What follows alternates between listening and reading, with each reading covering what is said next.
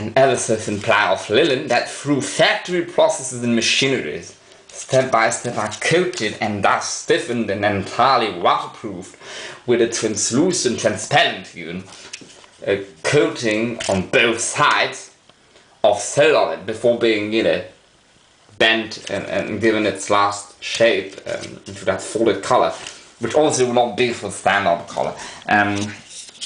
Because this has no shine, is lighter than this. This is even, but it's hard to compare to that because this is the biggest neck size.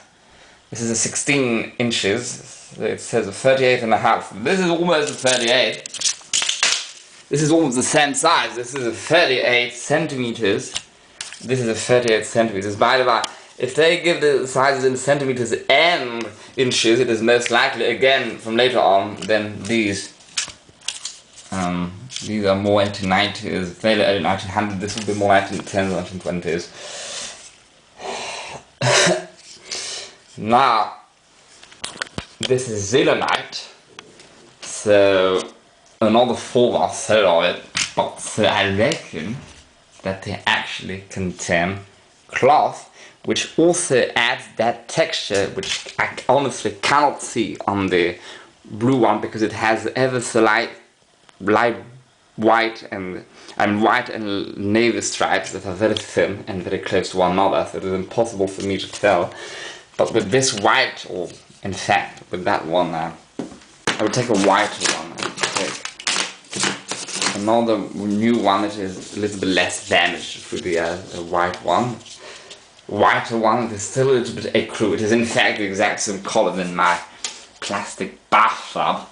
Now, there is an ever so light texture below the shine, like a linen texture, like a thin ply of linen that is missing from that one. That one does look just like completely matte, non-clothing, it does not have any shine, but furthermore it does not have any texture that would be from any type, or almost any type of cloth, at least natural non-polyester. The polyester clothing did not exist back then, so it does not have any form of weave, or barely at all. So this might be what they would call rubber, and this would be what they would call celluloid. But now the odd thing is the rubber one, the one I think is what they would call rubber, whether it is really rubber or actually pure celluloid, again, that I simply do not know and have no manner of telling, as per my restricted knowledge upon the plastic subject. But on the boxes, it clearly represents these colors, the rubber ones. But so on these boxes was written, added in the time period, because clearly from the handwriting and the fact it looks very old, it looks like the pencil is faded. On that one, which is the same model, or is it? Actually it's not. Actually that one, I said something wrong. This clearly represents the other. So I was right with the buttonhole. See, this is the same brand. So these should not be here. These should actually be there. These should be here. So the ones that are clearly celluloid, or at least, at least a celluloid, whether it is yes, I reckon, I'm sure now, because of the texture, this is linen. Because it is so thin, but yet condensed, I reckon almost certain only one ply of linen, thickly coated in celluloid. And I reckon this is how they made them. They were not more than one ply, because if two plies, surely it would be too thick here at the edge, at the raw edge there, or on that more modern zelenite one. But these, let my real lens in.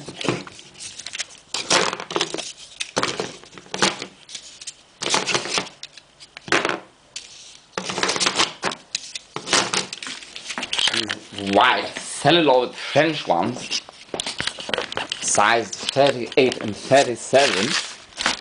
The rest of which are here. I actually put the 37 and wrapping the rest, always may sound weird, because there are more gaps open which we had before. These are clearly represented here. Well, this is a size 38, so the stem there is 38. And this is the same branding, Nil Melius than here. And it is at least from the same decade for the simple reason that the logo has changed a bit. So it may not be from the same decade actually, or at least the same year. Because see that the stick in itself is not really the same. This one is larger and more dark. Well, this could be due to how it was stored, but this one is clearly larger than the other one and darker.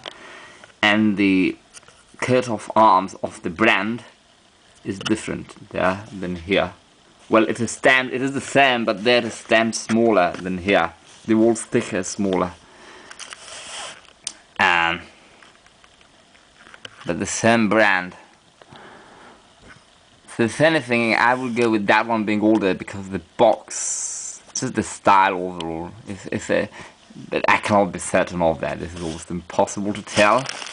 Now these are the same. There's simply no space. It says 37, 36, which are the sizes of these more plastic in the rubber colors, like all of 37 or 36 centimeters. But they say cellular in a clearly. This is what I was looking for. This was added later on, probably by the shopkeeper keeping them, or perhaps by the owner, but I don't think so. This will probably be by the shopkeeper, who also added the 37 and 36 with a pencil. He also added cellular at another time, surely, because it is a different pencil. But it is a vintage, antique handwriting. I write like that, but nobody else writes like that now. There's almost nobody. So this is clearly from the period. So the shopkeeper probably thought they were cellular, or it was simply a coded word for he to refer to any type of fake colors that were not actually starch, that had to be laundered. Or he made a mistake, believed it was celluloid, but I do not believe these are celluloid. I actually believe these are celluloid, so if anything, it should have been added there. But clearly the shopkeeper might have been keeping them at another time, another decade, did not add anything on that box. The 38 is actually stamped, although oddly there are some 37 in there, so they might have been from another box and throughout the years they moved to a single box. But notice that the 38 is stamped and not there, so if anything, the more details there are given upon any boxes and packaging or packaging and colors themselves, the more modern it means it likely is. Thus forward again, due to the styling and that, I would go with these being slightly more modern. I would go with that being more 1890 to 1900. This is more of an educated guess by a really knowledgeable expert in that field and a reasoning that is acute and right. So to have a complete certainty is almost impossible, if even I cannot be certain, in full arrogance. But and I would go with this being more 1900, 1910. Again, I could actually be wrong, and this would be more 1880, 1890, this 1890, 1900. Perhaps I'm totally wrong, and this is as long when they started making rubber colors. So I do not think they began doing that before 1875 for some reason. I cannot be certain.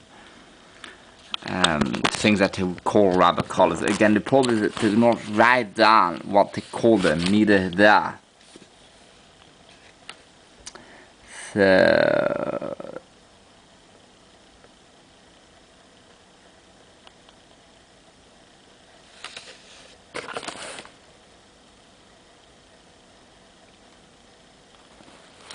I will go with these being all there, and again the main part of that video was to say, and like what I had said before, I do believe, well, first I had said there was probably some linen in that color in the first time I opened it.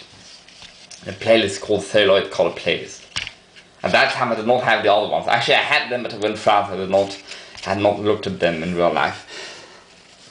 Then I came back and said, I forgot which playlist, I think it was the Striped Color Playlist, that actually no, it contained no cloth. And then now I come back and re-correct myself and no, I believe they do contain cloth because of the other ones I've seen online from other people collecting them. I've shown them on Instagram and they looked a lot, not like that one, which is more rare to get, but like the older ones, either like those. So I believe that these do not contain cloth, but maybe pure celluloid.